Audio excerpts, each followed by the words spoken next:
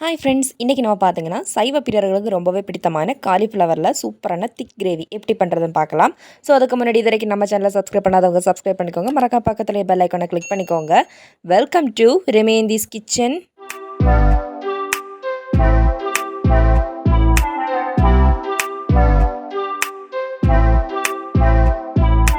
So first நம்ம இப்போ cauliflower ready பண்ணிக்கலாம். அதுக்கு பார்த்தீங்கன்னா காலிஃப்ளவரில் இருக்கக்கூடிய அந்த இலைப்பகுதியெல்லாம் ரிமூவ் பண்ணிவிட்டு காலிஃப்ளவர் நல்லா குட்டி குட்டியாக நீட்டாக கட் பண்ணி நல்லா சூப்பராக வாஷ் பண்ணி எடுத்துக்கலாம்.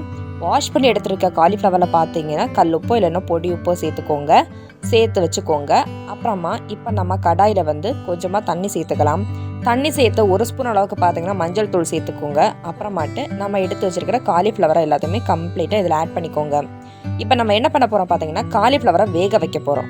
ஸோ அதான் ஃபர்ஸ்ட் நம்ம பண்ணிக்க போகிறோம். ஸோ அதனால் காலிஃப்ளவர்லாம் நல்லா ஆட் பண்ணதுக்கப்புறமா ஒரு மூடியால் அடைச்சி வச்சுக்கோங்க. இப்போ இந்த மஞ்சள் நீரில் காலிஃப்ளவர் நல்லா வேகட்டும்.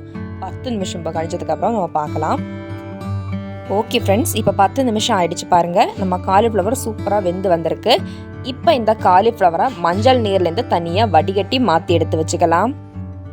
ஓகே ஃப்ரெண்ட்ஸ், இப்போ பார்த்தீங்கன்னா மஞ்சள் தண்ணீர்லேருந்து காலிஃப்ளவர் வடிகட்டி எடுத்ததுக்கப்புறமா மறுபடியும் நம்ம கடாயில் கொஞ்சம் போதுமான அளவு எண்ணெய் சேர்த்துக்கோங்க. எண்ணெய் கொஞ்சம் சூடானதும் நம்ம பிரியாணி இலை, பட்டை, கிராம்பு, கசகசா, சீரகம் இது எல்லாத்தையுமே ஆட் பண்ணிக்கலாம். ஏலக்காய் முதற்கொண்டு எல்லாத்தையும் ஆட் பண்ணிக்கலாம். அதுக்கப்புறம் பார்த்தீங்கன்னா ஒரு கைப்பிடி அளவுக்கு கொஞ்சமாக கருவேப்பிலை இலையும் சேர்த்துக்கலாம். இதை லைட்டாக எண்ணெயில் போட்டு நல்லா வதக்கி விட்டுக்கோங்க. வதக்கி விட்டதுக்கப்புறமா பார்த்தீங்கன்னா ஒரு கைப்பிடி அளவுக்கு பார்த்தீங்கன்னா பூண்டு, ஒரு 7லேருந்து 8 பல் பூண்டு போதும். ஸோ அந்த பூண்டை ஆட் பண்ணி அதையும் இந்த எண்ணெயில் போட்டு நல்லா வதக்கி விட்டுக்கோங்க. பூண்டு போட்டு 1 நிமிஷம் போல் இந்த எண்ணெயில் நல்லா வதக்கி விட்டுக்கோங்க.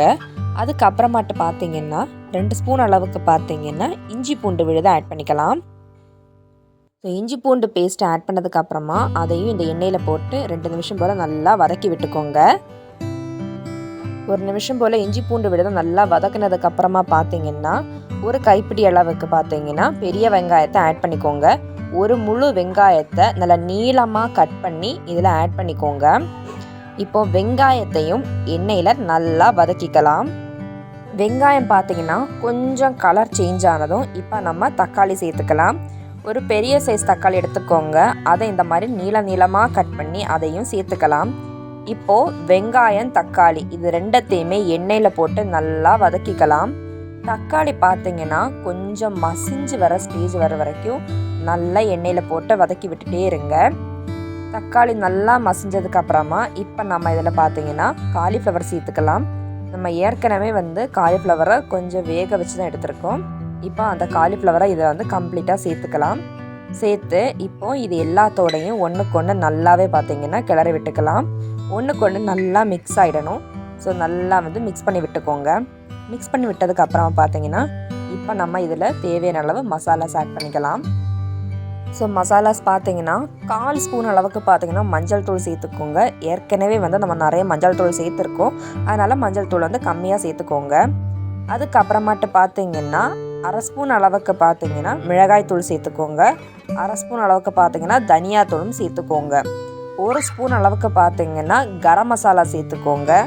அதே மாதிரி 1/4 ஸ்பூன் அளவுக்கு பார்த்தீங்கன்னா பெப்பர், நல்ல மிளகுத்தூள் சேர்த்துக்கோங்க. கொஞ்சமாக தேவையான அளவு உப்பு சேர்த்துக்கோங்க. இப்போது இது கூடவே பார்த்தீங்கன்னா 2 கப் அளவுக்கு பார்த்தீங்கன்னா தண்ணி சேர்த்துக்கோங்க. இப்போ இது எல்லாத்தையும் சேர்த்து ஒன்றுக்கு நல்லாவே பார்த்தீங்கன்னா கிளறி விட்டுக்கோங்க. நல்லா கிளறி விட்டதுக்கு அப்புறமா பார்த்தீங்கன்னா ஒரு மூடியால் அடைச்சி வச்சுக்கலாம். அடைச்சி ஒரு 10 நிமிஷம் போது நல்லா வேக வைக்கலாம். 10 நிமிஷம் நம்ம கழிஞ்சதுக்கப்புறமா பார்த்தீங்கன்னா சூப்பராக நம்மளுடைய திக் காலிஃப்ளவர் கிரேவி சூப்பராக ரெடி ஆகிடுச்சு. ரொம்பவே அட்டகாசமாக இருக்குது. இது கொஞ்சம் சூடானதுக்கப்புறமா பார்த்தீங்கன்னா ரொம்ப கெட்டியாக நல்லா இருக்கும். காலையில் பிரேக்ஃபாஸ்ட்டுக்கு, மதிய லஞ்சுக்கும் யூஸ் பண்ணிக்கலாம். அட்டகாசமான டேஸ்ட்டில் இருக்கும். இதை ஒரு முறையாச்சும் இந்த மாதிரி ட்ரை பண்ணி பாருங்கள். ரொம்பவே நல்லா இருந்துச்சு. ஸோ ஓகே ஃப்ரெண்ட்ஸ், இந்த வீடியோ உங்களுக்கு பிடித்திருந்தால் லைக் பண்ணுங்கள். மேலும் பல ரெசிபிஸ் பார்க்க நம்ம சேனலை சப்ஸ்கிரைப் பண்ணி மறக்காமல் பக்கத்தில் இருக்கிற பெல் ஐக்கானை கிளிக் பண்ணிக்கோங்க. தேங்க்ஸ் ஃபார் வாட்சிங். Taste is the best. By.